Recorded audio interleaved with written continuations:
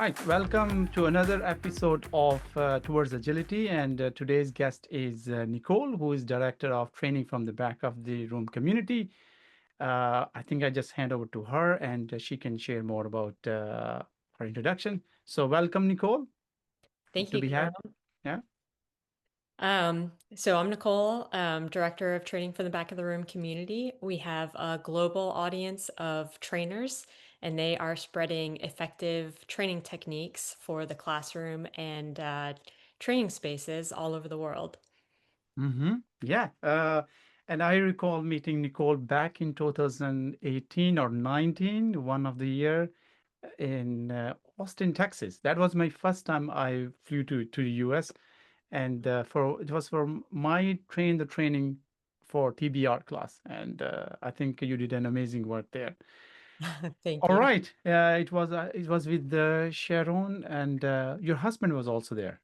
I think He was there. Yes, he got yes, certified during that class too. yeah. All right, good.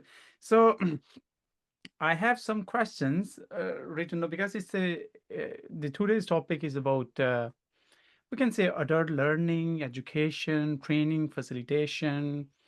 I mean, all those people who are in those areas might be able to benefit from this one. So, some of the question is on your personal journey and your background. What first drew you into the world of adult learning, and how did you connect with training from the back of the room? Yeah, I had a very roundabout path to adult learning. I actually started as an education major in college and kind of Mhm. went a different direction. Ended up getting a degree in microbiology and doing research for about 10 years. I got a little burned out doing that and had an opportunity to work at a training company. And I Mhm. started out in logistics. Training is never something that I thought I would do. I'm actually a shy introvert and I don't Okay. really like to be in front of an audience. So I kind of went into it thinking, nope, that's not for me, but I love the behind the scenes stuff. Um, so I met Sharon because I was actually asked to help her with classes. Mm-hmm. So I would be there helping with the logistics and helping her set up. And she's just a wonderful person. Really got to know her and built a relationship with her. And I had the great opportunity to help her with about 8 classes. Oh wow, that's yeah. And she slowly encouraged me. I took the class, and then she encouraged me to get certified. And I was kind of like, oh, no, I don't think I'll do that. I don't want to train. But with her encouragement, I finally did do it, got certified, but still had no intention of teaching the class. But I think all my interactions, even during the class and after in our community discussions, it's been a wonderful contribution from you. Now we I mean I am familiar with the TVR training from the back of the room. You are familiar with that, but what about our listeners? So for the listeners who may not know what TBR or training from the back of the room is, so how would you describe it in simple terms? Yeah, so training from the back of the room is not about standing in the back of the room giving content. It's more of learning to be a facilitator, really Mhm. putting the focus on the learners and allowing them to kind of take the lead on the learning and show their learning.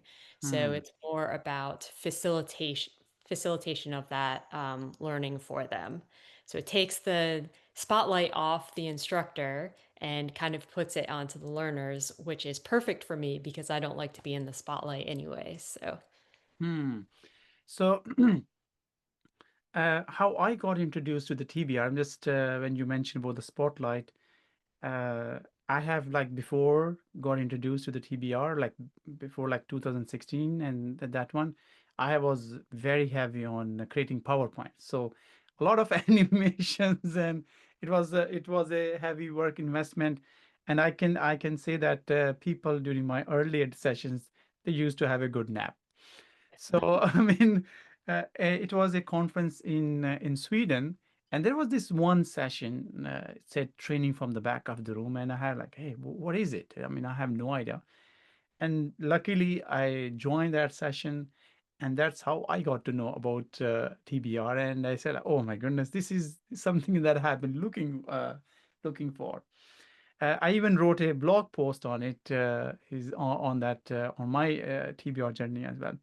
Now, we keep the focus on the training one. What are some myths about training or learning that you often see people hold still now? I mean, One what?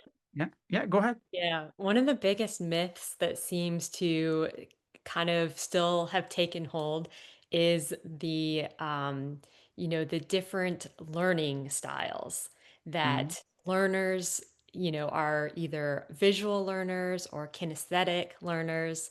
And that has really taken hold and has been a hard myth to, kind of get people to mm, realize that it's not actually true. We do better when we use various kinds of styles teaching, various mm, things.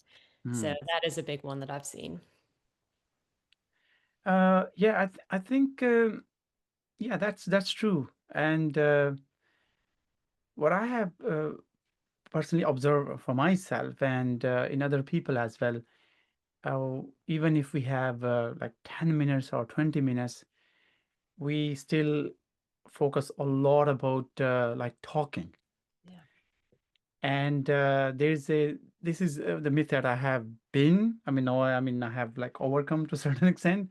But people only believe that you only need to teach, so you should not interact with your audience. And I think that's where the TBR is very effective.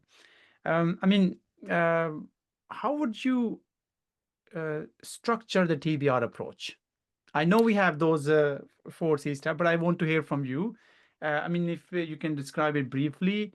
If I have to teach a topic, let's say on adult learning, if we that, how would a TBR approach it? Well, the first thing I always start with, and this has been a little controversial recently as well, I always start with a learning outcome. I want to think about what my learners should walk away with. And the learning outcome is something that I'm going to see my learners doing during the session so that I know they've learned what I've intended.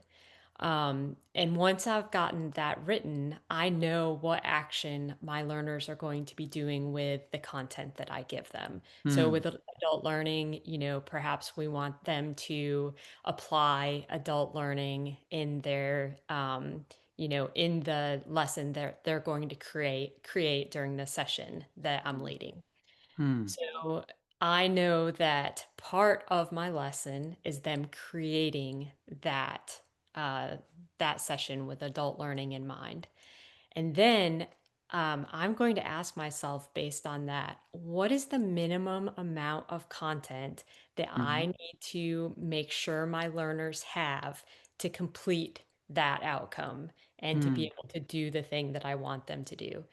And Hmm. that's the content piece. That's traditional lecture.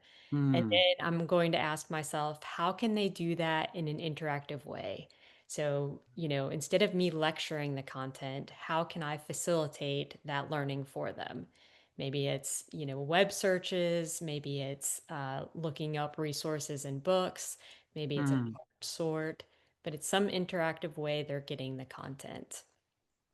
And Hmm. then the two pieces that bookend those are the connections. So I want my learners to create strong connections with each other because Hmm. that's what makes a safe learning environment. And then I want my learners to also connect to the content that they already know about what I'm teaching them. That Hmm. allows them to build on and create new neural pathways and extend the learning that they have. And then at the very end, I want them to apply their learning because if they Yes. don't, what good is the knowledge?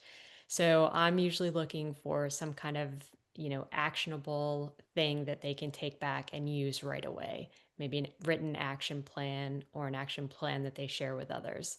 So that's the four C's kind of in a nutshell. Yeah, I think it the four C structure that Nicole is has explained briefly. There is a book training from the back of the room. explaining all the steps in detail in using the TBR approach. I think that the myth that I mentioned earlier is that you don't need to be teaching or talking all the time. You can break it down into 4 steps, and you can just literally see where you need to involve the audience and where you need to step back. They can do the things, and it's most of the learning happens, like more than 70% happening when we learn by doing. So Right. that's where TBR can do that. Let's move on. Since we have a TBR expert here from that training and education perspective, what are some small practical changes the trainers or facilitators can make tomorrow to make their sessions more engaging and effective? So if you have to come out like top 3 tips for trainers or facilitator to make more the sessions more effective and engaging, what would be those top 3 suggestions from you? So I would find a way to break up your content into smaller chunks. It is okay to lecture, but ideally you want your learners doing something every so often with the content. So, after you have given about 10 minutes of content, Hmm. I would encourage you to do a short activity, have your learners write, have them talk with someone else, either summarizing what they've learned or, sharing whether or not they agree with it, Hmm. whether they can use it, or even writing out some quiz questions, things like that. So chunk it, find some small activities that you can do to break that up. I think one of the other suggestions would be to find a way to get them to practice what they're Hmm. learning. Hmm. So find a good activity, whether it's, them teaching other learners in small groups what they've learned, or, doing a card game, anything that can show you that they've learned what you've taught them. Hmm. Hmm. And then I think the last one for me would be to have them think of ways that they can apply the learning. Hmm. Why is this important? How is it going to change what they do going forward? And if you're in a company, you're really looking at, what's the return on investment for this training? Hmm. And you can't start to get that if they're not going to apply it outside of the training room. So that's usually a pretty good one to focus on. Hmm. Okay, good. I mean, those are very practical and smaller steps to make it. Now, you mentioned about group settings, and in the TBR approach, we encourage like group discussions, table discussions, pairing up, and similar. I mean, same format, but in a different style as well. In the setting, how the trainers can create a psychological safety, because what you described so far is more of creating a space, opening a space for people to share their experiences, and an opportunity to try out and what is something they can take away. But how the trainers can make sure that psychological safety is there? This is an important topic, and this is something that I'm pretty passionate about as well. You may not be able to create psychological safety. Um, Hmm. the psychological safety term and research was done on established teams Yes. that work together for a period of time. So, if you don't have that, you may in a classroom, but you may not in a training environment. So at the Hmm. very least, your goal should be to create a safe learning environment. And Hmm. that has the same steps to creating, psychological safety. Hmm. So the ways that we encourage that are those connections. So Yes. right off when people come in, get them talking to each other in very comfortable, low risk ways. So sharing what they already know about the topic or what they think might be, something that is shared by the Hmm. facilitator. So the connections. Another one is movement. Um, Hmm. so if somebody comes into the training room and they're a little bit nervous, anxious, they've had, not so great experiences with training in the past, and they bring those in with them, getting them to move will dissipate that adrenaline faster than anything else. Hmm. The movement, and the connections. And then another one is to start low risk and build to higher risk. So Hmm. make sure that your first activities are, paired. You're not asking people to speak in front of the entire class Yes. or even their table group. Start out with pairs first. Hmm. Um, and then I had one more. Oh, Hey, the how could I forget this? The right to pass. yes. So the right to pass is a huge one. In all of my classes, I give people the opportunity to pass on any activity they don't feel comfortable in. And you might say, oh, wait, if I give people the right to pass, nobody's going to do any of the activities that I suggest that they do. And I've actually never seen that happen. But the right to pass is a really good psychological safety tool. And if you offer that, you're actually making people feel more comfortable participating. So that's a really big one. I totally agree with you. I think the right to pass is such a powerful thing that even in my workshops and the trainings I do, I mention it. If you feel like you don't want to participate, if you feel like you don't want to answer a question, you can say right to pass. And whenever someone has used that, I stopped and I appreciated that. Hey, okay, this means sorry, this means that we have a safe environment. We have been able to co-create a safe environment where you could say that, okay, I pass. Yeah. So I think those are very smaller, practical things that the trainers and facilitators can do. But I think we also need to look inside and have the courage to do it. I mean, we are, I would say, in a way, leading toward creating that space. Yeah. I was Yeah. speaking with someone who said that we cannot create a psychological safe place, but we can create the conditions that can lead to that environment. Yeah, I love that. I think there is a little bit of confusion in our space about, the psychological safety, but creating a safe learning environment definitely goes a long way. If people aren't comfortable Right. contributing and sharing, they're not going to learn. So forcing them to participate is just, in a lot of instances going to be counterproductive. Yes. One thing I also really try to do is to do an opt-in scenario. So even though I give the right to pass, Mhm. I will still, remind them of that and remind them that, it's opt-in. I don't call on people.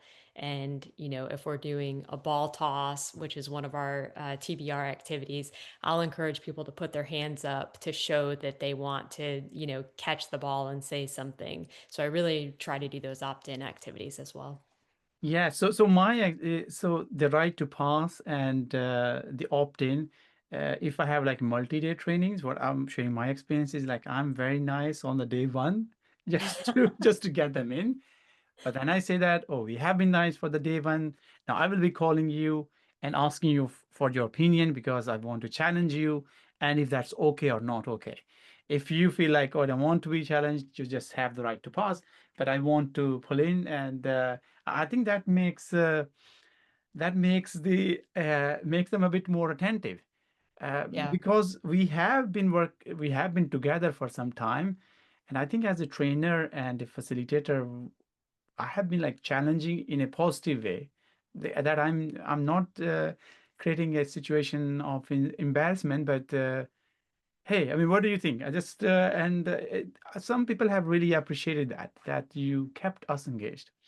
Now Nice. we have been talking about the good things, some myths, but what are some common mistakes you have seen trainers make when they are trying to be interactive? So we want to see engagement happening, we want to see interaction happening, but in order to achieve that, what are some of the mistakes have seen trainers doing?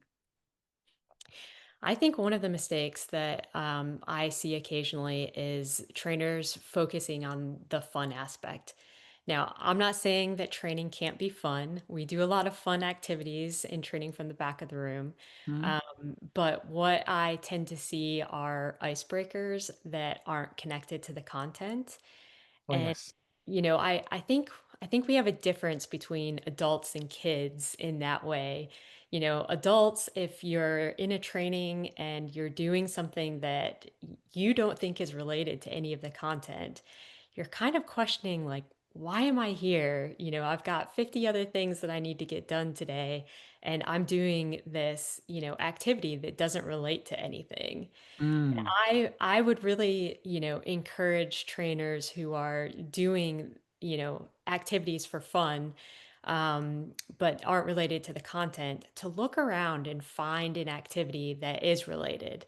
You know, the mm. marshmallow challenge is often an icebreaker activity to Oh, just yes.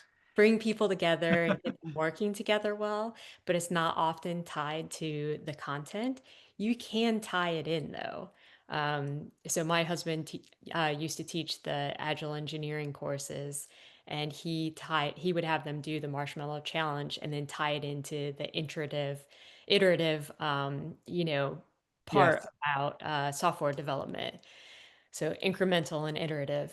Mm. So that is one thing that I would see. You know, the difference is that kids love to do those fun activities. They're not going to question, oh, this doesn't tie into the content. But I think you will get some adults that do. Yeah, I have seen some. So what I'm hearing from you, Nicole, is we need to be very mindful that whatever activities, whatever exercises, or even group discussions we're doing, how it is leading as a next step, Yeah. and what are we expecting from that activity that the people can take away the learning. I agree. Some people have been doing this marshmallow. It's fun activity. It's a lot of fun, a lot of engagement, a lot of dopamine. But I have seen very less people or the trainers doing more reflection on it. I think what I have learned from this was one of the TED talk where they more did an experimentation on leadership. Why kids tend to be more successful in those activities and why we adults fail. So the key takeaway was that the kids are not afraid of failure, but the adults are. So the kids, they had like 3 or 4 repetitions within those 20 minutes, but the kids were like, the adults were like stuck into what is the best design we need to have. And I have seen that actually, I have been part of that. I can accept it. And I have seen other people doing it. So those who are listening, uh, I mean, I think we share the same understanding. That is a nice activity, but Yeah. what do you want your learners to take away from that activity that they can relate to that? I think that's a very good message. Yeah, I Now, think that's a great way to put it. yes. So I think it's not about doing the activity for sake of engagement or interactions, but what Nicole has mentioned is where is the red thread? How do you, what are you expecting at the end of the day? I mean, very similar that you mentioned earlier, the learning objectives that they will be having. Now I know, I think whenever I'm training in person or doing the workshops in person, I really enjoy it.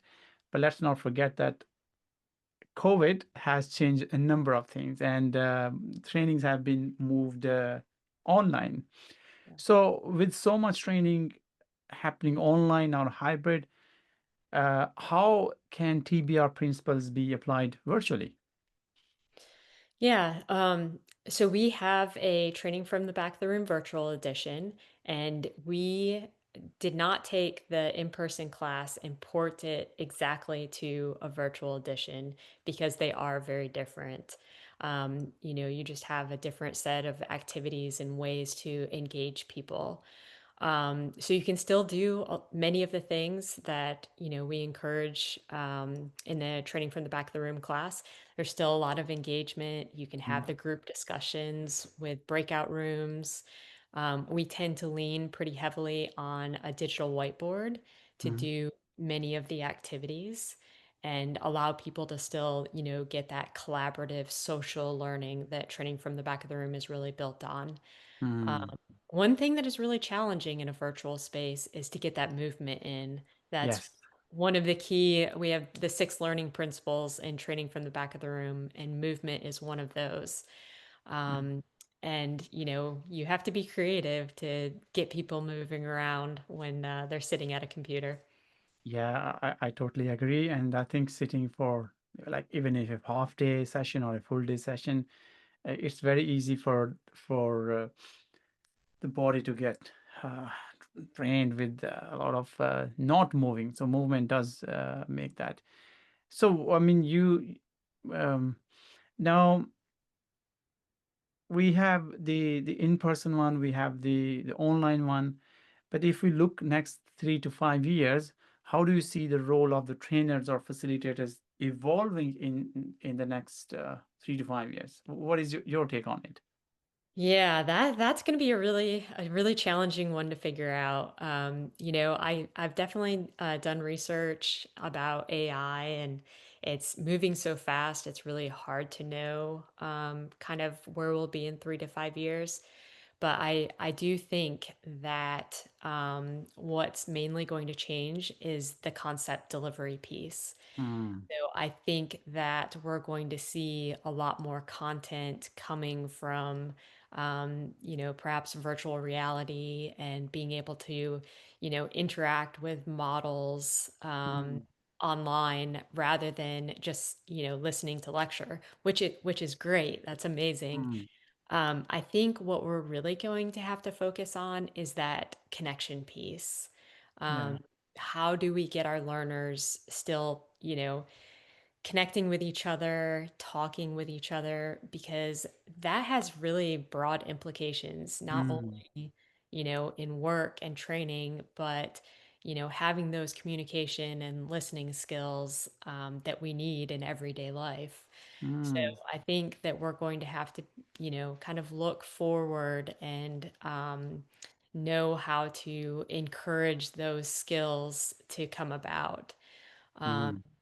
so I think that's going to be a big change. Yeah, I think you're right. And I just recall I was recently talking with one of the person.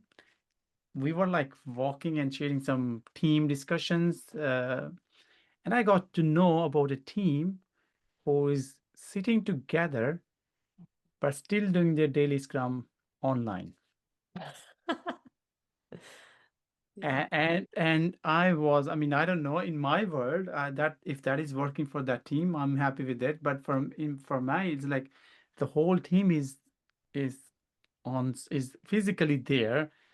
What motivates them to do the meeting online?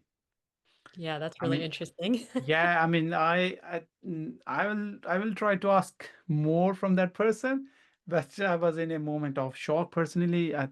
Is it like, um, are we becoming less comfortable talking with each other face to face, or like 5 years we have been doing everything online, and then if I see Nicole next time, I will just call Nicole rather than she standing next to me and have a So, what do you think about that?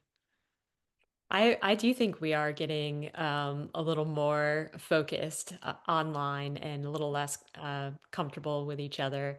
I've worked from home for the last I guess about 8 years, Mm, and I do find that, it's harder to meet people. We moved to a new state and a new town right before the pandemic happened.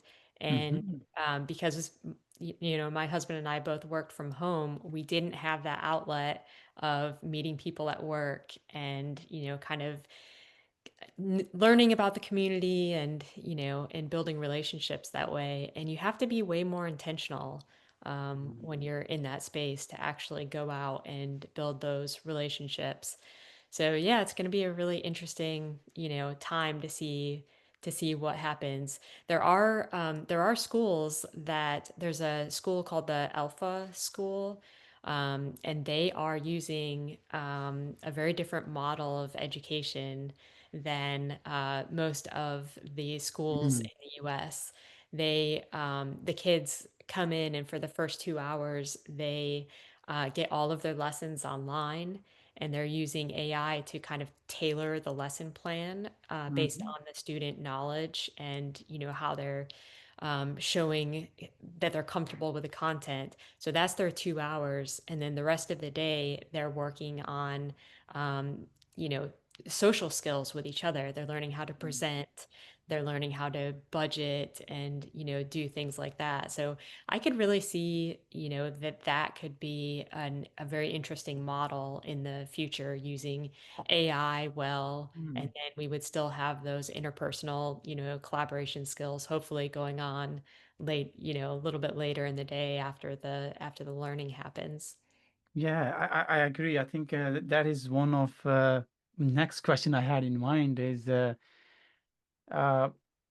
as with the background from education and now you're working with this training and facilitation domain.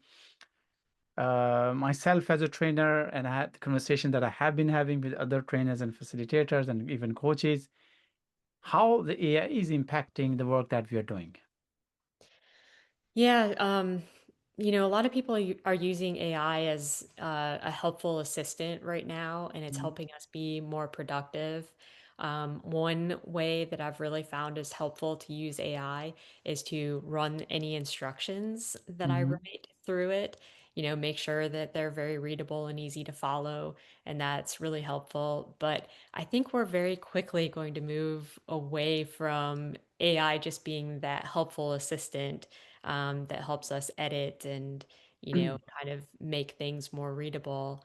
Um, it's also helpful for research, but I think we're going to see a lot more of the content delivery piece happen on that, and it's going to be more of a space where people are going in to learn content that way. And as trainers, I think our job is going to move more towards a facilitator, Mm. kind of setting the background goal of, here's what needs to be learned, and then, helping focus that learning and then really leading the practice so we can see that that's happening.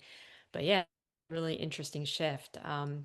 I don't know Yeah. as any of us really know for sure what's going to happen, but I think we can definitely speculate and and think about Yeah. it. Yeah, I agree. I mean, sometimes when I have like some ideas, rough ideas about his workshop, I mention like this is what my whole structure, what is something missing. But Yeah. I think everyone, let it be a doctor, engineer, IT, non-IT, education, or whatever, they are using the AI uh, to be to get some ideas on that. But what are the risks or the challenges that we should be mindful of when we are integrating AI into training, design, and delivery? We have the possibility of getting ideas, but what could be the risks or things that we need to be mindful of? Um, so I've played around, we do when we get certified to teach the training from the back of the room class, what we do Mhm. is we create a 10-minute lesson around the four C's and we deliver that for feedback. And so just out of curiosity, I went to Chat GPT and I said, create me a 10-minute lesson, on movement. And when it comes back out, it's not realistic. So it's not Mm. something that can be done in 10 minutes. It doesn't have that experience to know that there is going to be some transition time and, it plans the entire 10 minutes out. So, I think one of the things to be careful of is that, you still need to use your own experience and knowledge to know whether something, is realistic, whether it fits your audience. AI can't know your audience well. If they're developers, they may not Yes. be into the pop-ups, doing the fun and crazy things. Um, you know, the chicken for myth and doing the monkey for fact, or something like that. So it's really, bringing in your background knowledge for that. I think the other thing is really the critical thinking skills and how to know when something is not correct. Um, Mm. because, ChatGPT and the rest of them, they do hallucinate at times and give you Mm. information that isn't right. And, it's up to us to, really make sure that we're taking back that correct information to our students. Hmm. Yeah, I think I agree. We need to be very mindful. I feel like if even if we are getting ideas from the AI, we need to be mindful that this is correct information, this is logical, this is relevant, and you can only get to do this if you are subject matter expert. Yeah. If I mean, I started watching TikToks, and I feel like everyone has become a doctor, like 10 things you need to do to become healthy. Everyone has become a personal trainer. 5 things that you need to do after waking up. But the question I was having is like, are they really into that domain or they're just creating videos? Yeah. Because they are just creating vlogs to get some views. But where is the authenticity? Yeah. How do we know that the person who is telling me 10 things to do, like 3 things to eat to become more active, is that person a doctor or a specialist or just a random guy who's sitting on the other word? So I think we really need to be mindful about consuming that content as well. Now, the next question is very relevant when the ChatGPT 4, 5, and Gemini and Cloud and all those LLMs are very active. Everyone was asking, is AI taking my job? So what are your thoughts? I mean, being a fellow trainer, facilitator, and coach, will AI replace us, or what do you think? Um, I don't think so. I think it is going to change our our job a Mm, bit to be more as of that facilitator. Um, I I think there will be a lot more being done by AI with, curriculum design and that sort of thing. So mm, it'll make the job more efficient. But yeah, I'm optimistic and I'm going to say no, I think there will still be a need for facilitators to make sure that we're creating those safe spaces and mm, that people are getting out of it what they need. mm. So, I mean, that was a kind of like keeping the hope with the fear as well, just like everyone is saying, but the things are happening at some pace. But what are the things that we need to learn uh, to stay relevant and not only relevant, but also impactful? Yeah. Yeah, I think our focus is going to be more on those interpersonal skills and the communication and the critical thinking. So those are going to be really important things that Mm, we can help people with. mm, But I mean, using AI is going to, we're going to need to do it. So the people who are like, oh no, I'm not going to use it, I think they're going to find that they're going to have a challenge staying relevant mm, because, they're we're going to need facilitators moving forward who understand the technology and mm, how to encourage students and learners to use it wisely. mm. Yeah, I think that's a interesting aspect. We need to educate ourselves about AI, what it can do and it cannot do. And I agree that uh, I have the question that was like more of a thought, like there are like so many company courses that we are being offered, and then we have a deadline by like this month you need to complete all the training. So usually, mostly I have seen people doing it like training, taking that training the last day or some a day before, and it just next, next, next. Mhm. So it becomes a more of a checklist. Yeah. But So yeah, I think there is a journey for us. We also need to learn and adapt to things that we want to do. But now, if we wrap it up our conversation and have one last question, if you could give one piece of advice to every trainer and facilitator listening, what would it be? Oh. So I'm using the TBR approach. This is a C4. Yeah, this is the this is the wrapping it up. Yeah. Um, get your learners talking. Show them that they really are the experts. Mm, We have people come in with a lot of knowledge. Me as the facilitator doesn't mean that I have all of the knowledge. mm, It's my goal to get the learners to share their own and learn from each other. So really mm, put the focus on that, and you'll really make your learners take ownership of that learning that way. So I think that would mm, be my suggestion. great. I think those are very wise words. Yeah, it's been a pleasure having you, Nicole. There was like a lot of interesting insights from you, and thanks for being with us today. Well, Yeah, thank you. I appreciate it. yeah. See you in some other conversations as well, hopefully. Yeah. Thank you very much, and can say bye to our listeners then. Bye, everyone.